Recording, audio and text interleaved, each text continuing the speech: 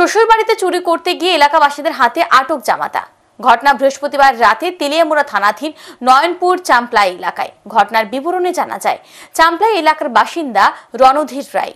রণধীর রায়ের স্ত্রী এলাকার অসামাজিক কাজের সাথে যুক্ত থাকায় এলাকার লোকজন তাকে এলাকা ছাড়া করে।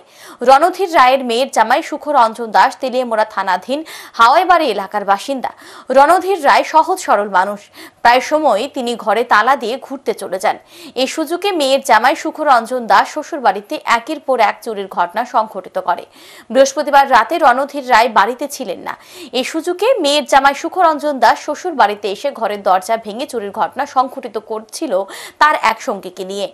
এলাকার লোকজন ঘটনা প্রত্যক্ষ করে সুখরঞ্জন দাস ও তার সঙ্গীকে আটক করে। পরে খবর দেওয়া হয় পুলিশকে।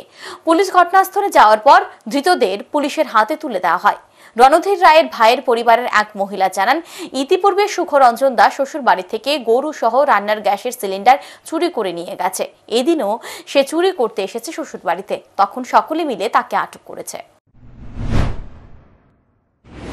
শ্বশুরে চুপচাপ একদিন চুরি করে লয়ে গেছে, আমরা জানাইছিলাম না।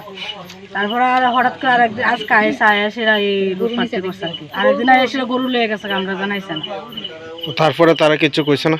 আজকে আজকে তালা ভাঙছে আর কি। আগে জানিস আমরা কিছু কইছি না। আজকে একদিন, দুই দিন, তিন দিন আজকে আমরা দৌড়লাম আর কি।